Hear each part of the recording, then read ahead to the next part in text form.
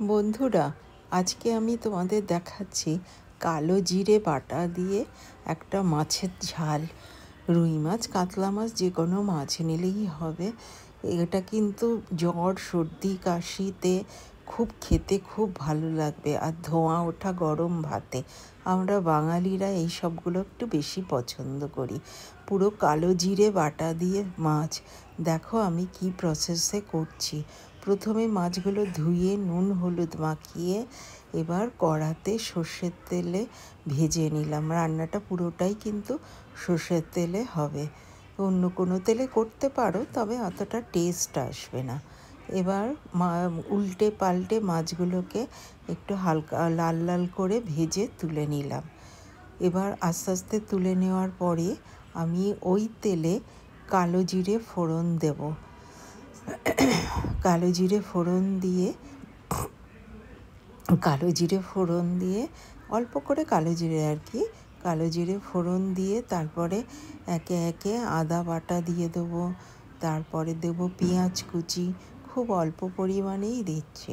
এবার পেঁয়াজ কুচি, মাছও অবশ্য কম আছে।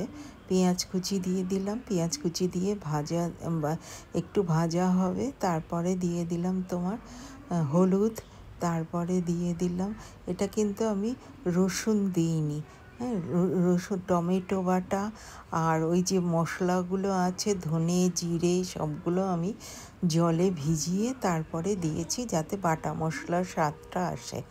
আচ্ছা, আবার একটু হলুদ দিলাম, কারণ আমার মনে হলো যে আর একটু হলুদ লাগবে। তোমরা একটা কাজ করবে, তোমরা তোমাদের পরিমাণ মতো নুন আর ঝালটা দেবে। আমি কিন্তু ওই টমেটো বাটাটা দিয়েছি, টমেটো কাটাও দিয়েছি। তারপরে একটু কাঁচা লঙ্কা কুচি দিলাম। তোমরা তোমাদের ঝাল আর নুনটা তোমাদের পছন্দ মতো করবে, এতে কোনো অসুবিধে হবে না।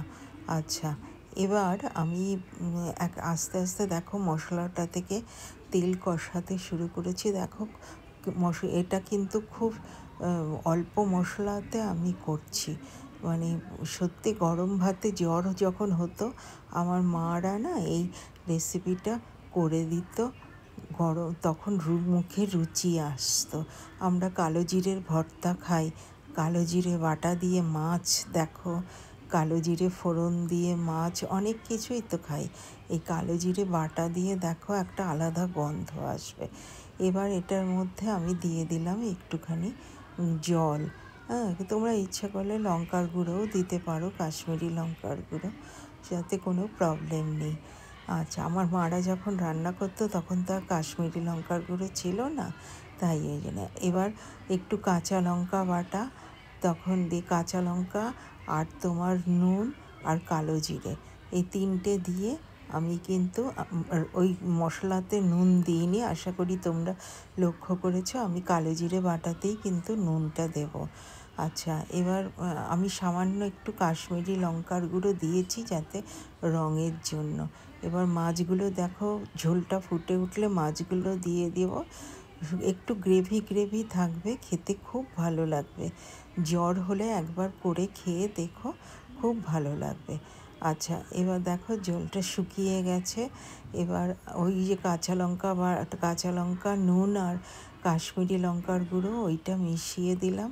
মিশিয়ে দিয়ে এবার আমি করে দিয়ে দেবো কাঁচা লঙ্কা বাটা, কালো জিরে বাটাটা দিয়ে দেবো মাছের মধ্যে। ব্যাস, খুব সুন্দর লাগে। গরম গরম ভাত, গরম গরম কালো জিরে মাছ বাটার ঝোল হয়ে গেল আমার কালো জিরে দিয়ে মাছের তরকারিটা। খেতে খুব সুস্বাদু। আমি কিন্তু আলাদা করে কোনো নুন দিলাম না। দেখো বন্ধুরা, সামান্য একটু সর্ষের তেল দিয়ে দিলাম। এটা দিতেও পারো, নাও দিতে পারো, কোনো অসুবিধে নেই। থ্যাঙ্কস ফর ওয়াচিং তৃষার পাকশালা। তোমরা আমাকে সাপোর্ট করো, আমার পাশে থেকো।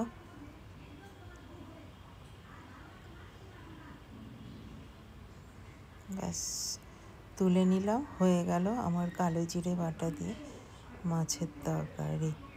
দেখো, খুব অল্প কিন্তু দিয়েছি, এতে কিন্তু খুব ভালো লেগেছে।